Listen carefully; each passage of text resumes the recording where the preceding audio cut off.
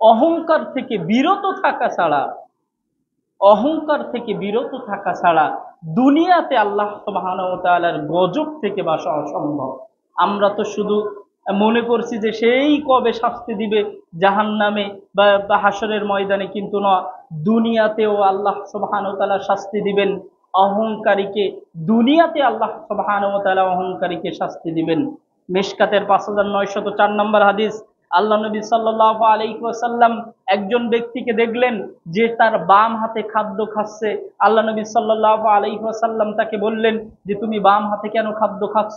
তুমি তো ডান হাতে খাদ্য খাও, তুমি ডান হাতে খাদ্য খেতে পারো। তখন ওই ব্যক্তি অহংকার করে বলল যে আমি ডান হাতে খাদ্য খেতে পারি না, আমি বাম হাতেই খাদ্য খাবো। আল্লাহ নবী সাল্লাল্লাহু আলাইহি ওয়াসাল্লাম বললেন যে তুমি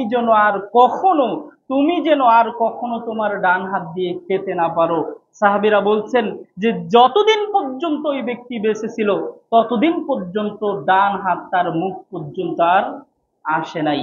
এই হাদিস থেকে প্রমাণ পাওয়া যায় যে ডান হাতে খাওয়ার গুরুত্ব, এবং এই হাদিস থেকে এটাও প্রমাণ পাওয়া যায় অহংকারের শাস্তি আল্লাহ সুবহানাহু ওয়া তাআলা তার উপরে এই পৃথিবীতে গজব নাজিল করতে পারেন।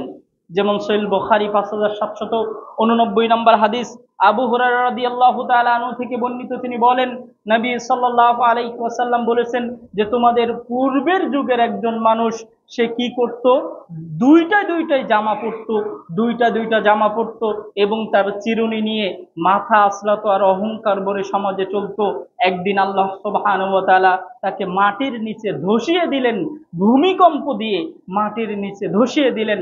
আল্লাহ নবী সাল্লাল্লাহু আলাইহি সাল্লাম বলছেন যে কিয়ামত পর্যন্ত, যতদিন না কিয়ামত সংগঠিত হবে ততদিন ওই ব্যক্তি মাটির নিচে যেতেই থাকবে, যেতেই থাকবে, যেতেই থাকবে। নাউযুবিল্লাহ। তাহলে অহংকার করে চলার কারণে আল্লাহ সুবহানাহু ওয়া তাআলা এই দুনিয়াতেও শাস্তি দিতে পারেন, দুনিয়াতেও আমাদের উপরে গজব নাজিল হতে পারে অহংকারের কারণে। যদি আমরা দৃষ্টান্ত হিসেবে পেশ করতে চাই, আদ জাতি যারা ছিল সুঠাম দেহের অধিকারী, যাদের সম্পদের কোনো শেষ ছিল না, যাদের সুঠাম দেহের অধিকারী ছিল, শক্তি ছিল, সামর্থ্য ছিল, এই জাতি এই সম্পদের কারণে, তাদের এই শক্তির কারণে, তাদের সম্পদের কারণে আল্লাহ সুবহানাহু ওয়া তাআলার নিয়ামতকে অস্বীকার করলো, আল্লাহ সুবহানাহু ওয়া তাআলার সাথে অহংকার করলো। এই আদ জাতি অহংকার করার কারণে তাদের এই সুঠাম দেহ, তাদের সম্পদ, তাদের বিল্ডিং, তাদের অট্টালিকা, তাদের এই সম্পদ বা আপনার এই তাদের শক্তি, সব কিছু আল্লাহ সুবহানাহু ওয়া তাআলা ঝড় দিয়ে বালুর নিচে পিষে দিয়েছিল আদ একটা জাতিকেই, শুধুমাত্র অহংকার করার কারণে। এই জন্য সম্মানিত হাজিরিন, অহংকার থেকে আমাদের বিরত থাকতে হবে। আরো আরেকটি জাতি রয়েছে সামুদ জাতি, তারাও শক্তিশালী ছিল, তাদেরও সম্পদের শেষ ছিল না।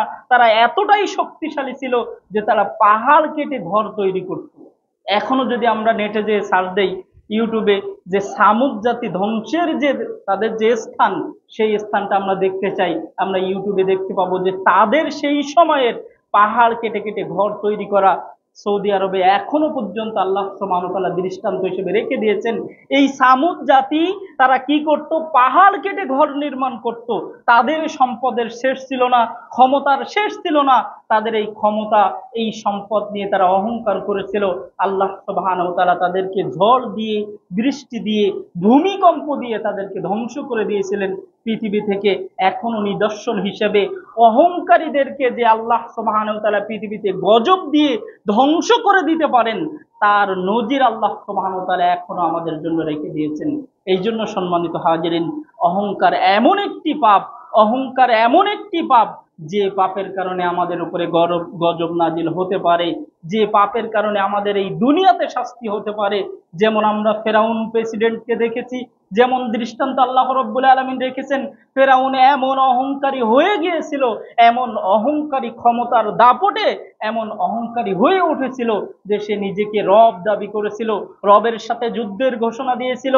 আল্লাহ সুবহানাহু ওয়া তাআলা শেষ পর্যন্ত এই অহংকারীকে, যে রবকে, যে আল্লাহ নিজেকে আল্লাহ দাবি করেছে, যে নিজেকে রব দাবি করেছে, এই অহংকারীকে আল্লাহ সুবহানাহু ওয়া তাআলা সামান্য পানিতে ডুবিয়ে তাকে এই পৃথিবী থেকে বিদায় করে দিয়েছিলেন, এবং তাকে শুধু বিদায় করেননি, এই কিয়ামত পর্যন্ত আল্লাহ সুবহানাহু ওয়া তাআলা তাকে এই পৃথিবীর সমস্ত অহংকারী শাসকদের জন্য নজির করে, দৃষ্টান্ত করে আল্লাহ রাব্বুল আলামিন রেখে দিয়েছেন যে তোমরা যারা সামান্য অহংকারী, তোমরা তো ফেরাউনের মতো রব দাবি করো নাই, তোমাদের তো ফেরাউনের মতো এত সম্পদ ছিল না, তারপরেও তোমরা আজকে যে অহংকার করছো, ফেরাউনের মতো তোমাদেরকেও ধ্বংস করতে আমি আল্লাহ সামান্য সময়ও নেব না।